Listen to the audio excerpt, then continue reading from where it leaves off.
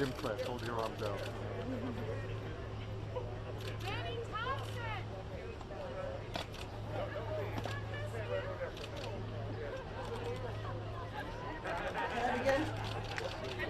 Good morning, everyone. Good morning.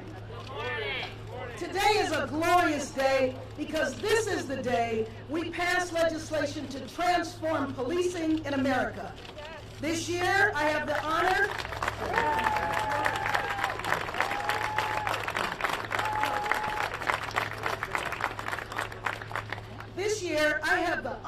and the privilege to chair the Congressional Black Caucus.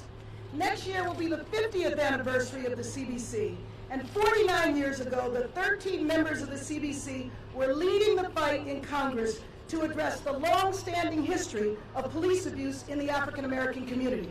In 1972, Representative Metcalf led the way in developing an agenda to reform policing in black communities.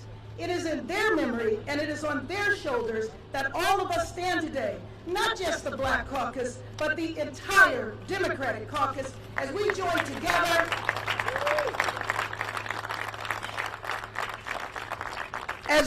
together to finally bring about the change the founding members of the CBC valiantly fought for.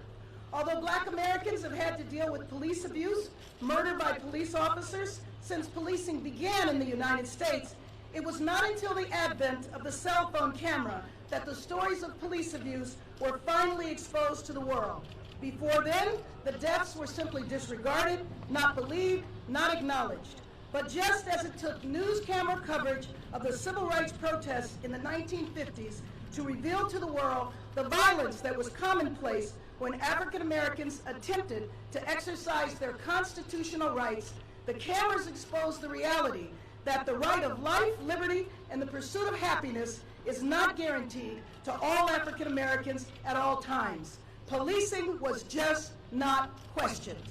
But now, the world knows about the private ritual in African American families, the rite of passage from childhood to adolescence, passed along to each generation since our arrival on this continent, a rite of passage to all boys and to most girls, known as the talk. When encountering police officers, make sure you behave. Make sure you do as you are told, no matter how humiliating, because if you don't, you might not survive. In my city in Los Angeles, young black men know to assume the position when told to get out of the car by police officers. Police officers joke and say that's because they are LAPD trained, because they understand that assume the position means hands up on your head or drop to kiss the ground. Assume the position, assume your place. But on May 25th, 2020, our world changed. This time was different. This time the video just couldn't be questioned. The slow murder of George Floyd that took place over 8 minutes and 46 seconds was just not up for speculation. Prior to this gruesome murder, some even questioned cell phone videos. Well, we don't really know what happened before the camera was turned on. Well, what did he do? What crime did he commit? Because I've never experienced anything like that. An officer never treated me like that, so he must have done something to deserve to be killed. Not this time. This time, hundreds of thousands of people in every state in the Union are marching to make sure that he did not die in vain. His death will not be just another black man dead at the hands of the police. Sadly, people around the world are marching for human rights in America. The United Nations has held discussions about human rights in America. We are supposed to be the beacon of hope for human rights in other countries, and the Justice in Policing Act is a bill for human rights in our country.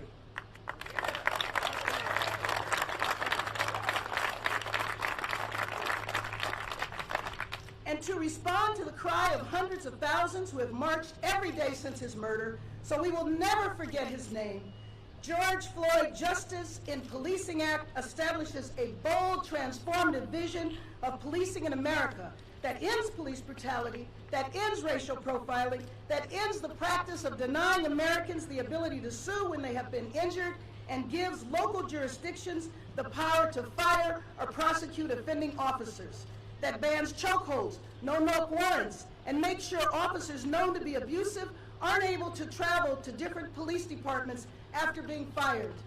12-year-old Tamir Rice would be alive today if the Justice in Policing Act had passed 6 years ago.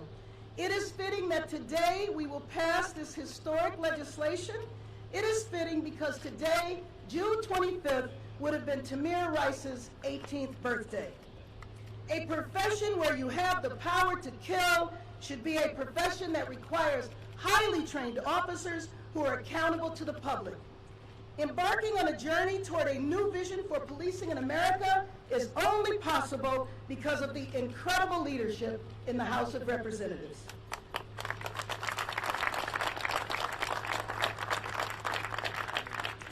Speaker Pelosi has said she wants to see a bold, transformative effort, and that is exactly what Justice in Policing will do. Madam Speaker.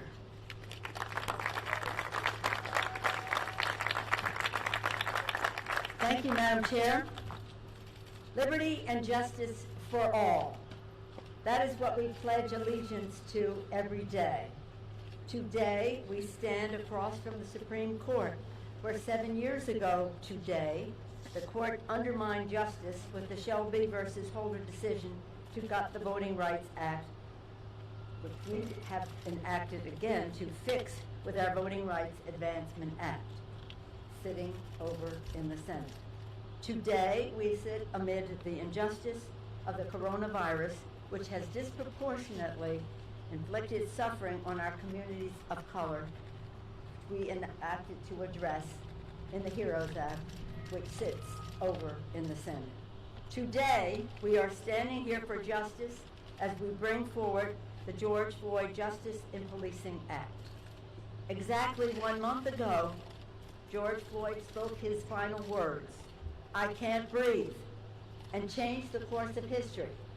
Since that horrific day, Americans from every walk of life and corner of the country have been marching, protesting, and demanding that this moment of national agony become one of national action.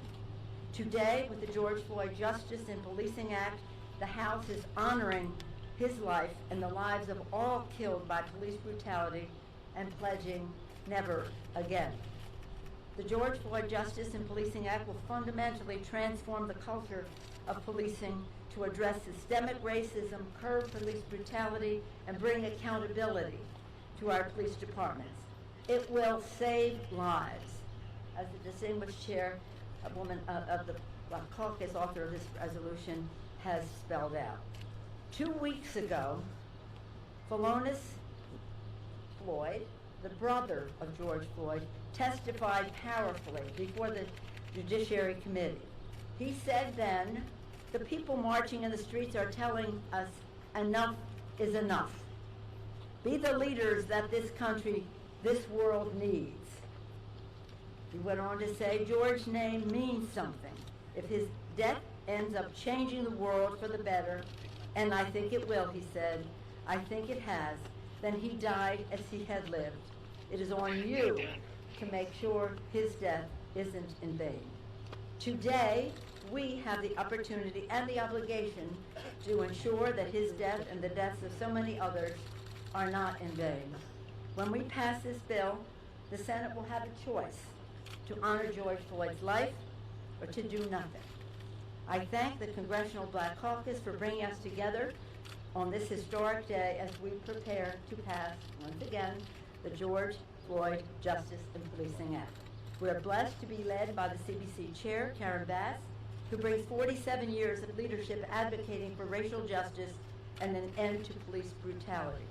Thank you to the Judiciary Committee Chair, Jerry Nadler, for his leadership, also to Representative Sheila Jackson-Lee, Representative Manuel Cleaver, and all of the Judiciary Committee members and Black Caucus members and other caucuses of the Congress as well for their tireless work to bring this bill to the floor.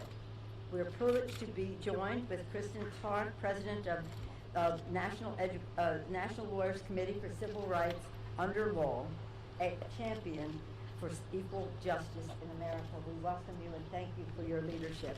And with that, it is my honor and privilege at this time to yield to the distinguished chair of the Judiciary Committee, Jerry Nadler. Mr. Nadler.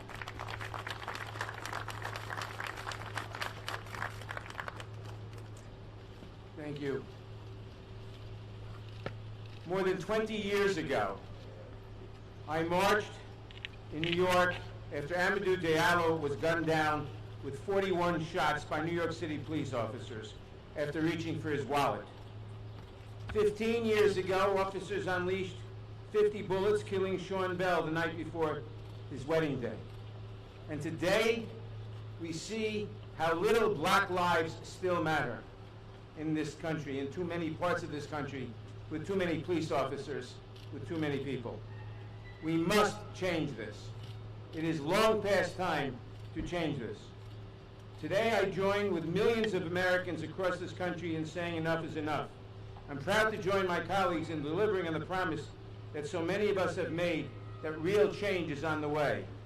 Today, we will pass the legislation that will reimagine policing for the 21st century and will hold officers who commit misconduct accountable for their actions. The House will do its duty and will pass the Justice in Policing bill today. I hope the Senate will do the same, but I fear it will not. This is not the time for half measures. It's not the time for further study. It's not the time for sham fake reform. The Senate bill is sham fake reform. It gestures, it uses some of the same words, but it does nothing real. We must insist, the country insists, on real change, that Black Lives Matter, and that the Senate, the Republicans in the Senate, cannot be allowed and will not be allowed to thwart the will of the country. They must support our legislation, and I predict that eventually, it may take a while for the pressure to build up in the country, they will. Thank you.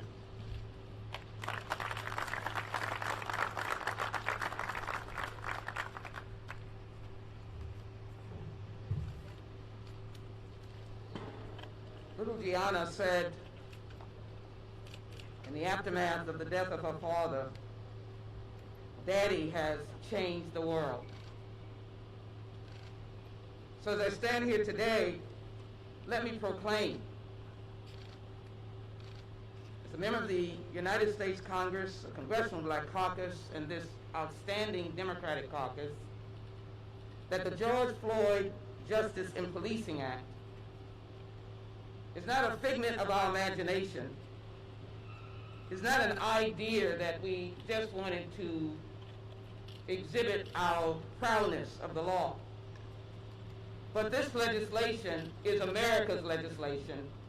It is a patriotic stance that says that we all are created equal under the law, and we are not to be denied that equality.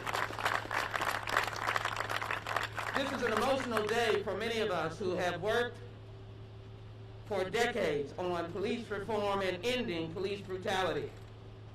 It is an emotional day for many of us who have interacted with America's law enforcement, citing the good deeds and mourning those who have fallen in the line of duty. Do not dare to suggest this outstanding speaker, chairman of the Judiciary Committee, civil rights leaders, Ilhan Omar, and our chair, Karen Bass, and others, have any angst or stance against law enforcement. What we are saying is, in this time, in the multitude of sections of this bill, in complete contrast to the lack of substance of the Senate bill, is that we list a roadmap, a pathway for justice in this nation. That justice is qualified immunity that gives the right to the victim to be heard as well in the courthouse. It gives the right to a federal ban on no-knock, and it gives the right to ending chokeholds on a federal law. There are many other things, and I would imagine that black parents will always give the talk. But isn't it better to have a federal end to racial and religious profiling, no matter what you're wearing, what your attire is, what the color of your skin, that you're not stopped because you don't look like everyone else? That is what this bill does. So I am grateful to all that have put and stood in the creation of this bill. I am grateful to my Judiciary Committee colleagues who worked unceasing and worked under the leadership of the Congressional Black Caucus. We know that that takes a lot. And as it takes a lot, we have come to this day to answer the call of a little girl who understood too soon that her daddy would not be with her.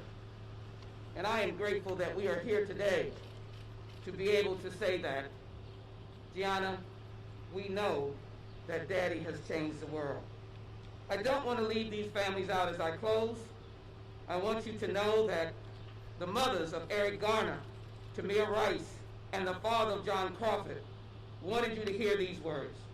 The unjust killing of a loved one, especially at the hands of law enforcement, is a pain too many families have been forced to endure. We are proud to support this effort because it's the right thing to do, from banning chokeholds to eliminating no-knock warrants. This bill will hold officers accountable to the communities they serve, and yes, compel them to have a guardian mentality, not a warrior mentality. In the valiant pursuit of justice, this is a strong step in the right direction. God bless this nation, for they are now turning the corner. This is America's bill for a new America in policing. I'm delighted to bring Kristen Clark forward, who has also had a lifetime of continued work and fight for justice and civil rights. Kristen Clark. Good morning. My name is Kristen Clark. I'm the President and Executive Director of the Lawyers Committee for Civil Rights Under Law, and today is a good day.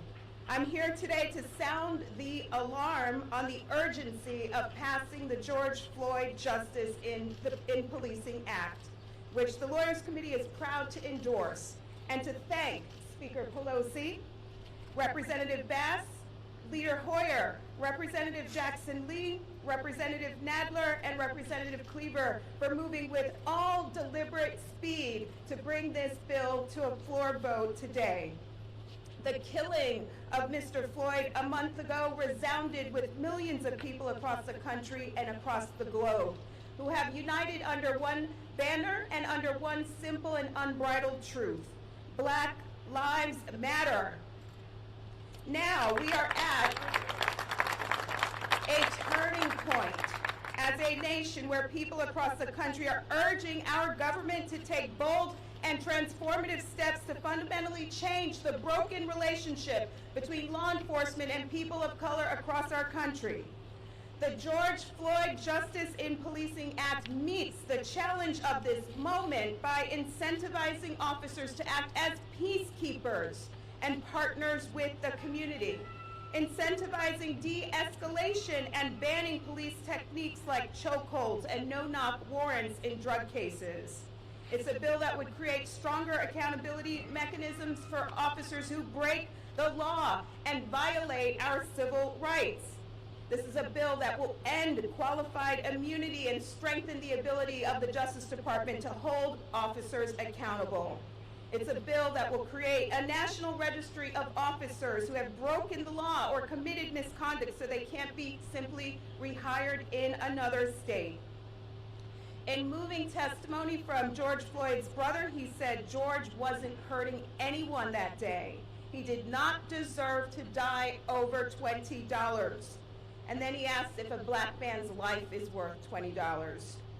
Tragically, even as this bill is being considered, our nation mourned the killing of Rayshard Brooks, an African-American man shot and killed by a police officer in Atlanta who was in the process of arresting him after waking him from sleeping in his car in a Wendy's parking lot.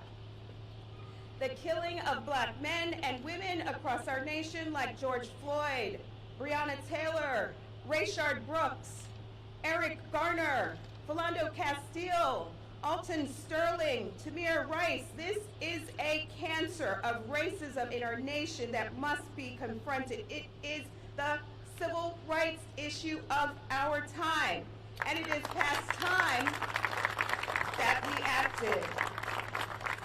The Lawyers Committee, the organization that I lead, was founded at the request of President John F. Kennedy in 1963 during the height of the Civil Rights Movement, because he wanted to mobilize lawyers to protect the civil rights of African Americans and other people of color. And here we are in 2020, still fighting the same fights. Enough is enough. When the law does not sufficiently protect people, we come to Congress and ask for change, and they have delivered. The moment is now. We ask that you all support the George Floyd Justice and Policing Act to ensure that people of all races, colors, and creeds have the right to equal treatment and protection under the law, so that we can all live up to our nation's most cherished principles. Thank you.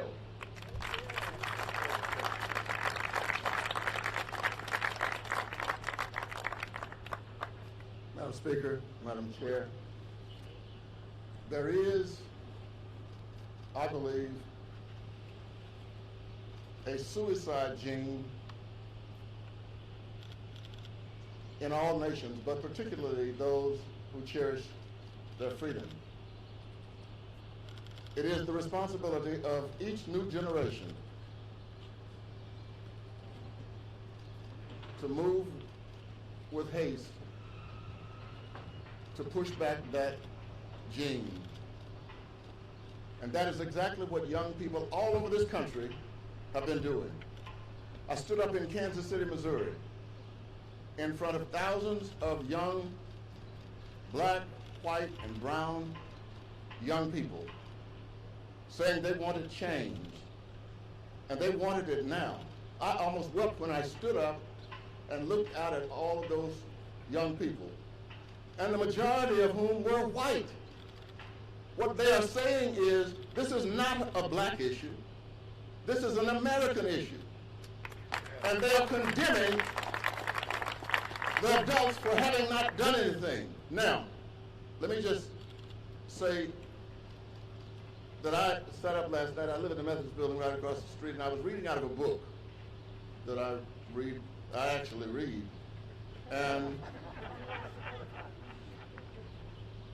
stumbling through the 5th chapter of that book, I saw the words, "You are the salt of the earth. But when the salt loses its flavor, it is of no good to anyone." Congress has been looked upon by these young people as the salt of this nation. And if we lose our flavor, if we lose our commitment to change, if we lose our responsibility to listen to what they have been telling us, then we are of no good to anyone in this nation. Now, let me say very clearly, I will not, we cannot succumb to congressional timidity. We will stand this time stronger and tougher than we've ever stood before. We are ready now to respond to these young people. We will be the salt of this nation.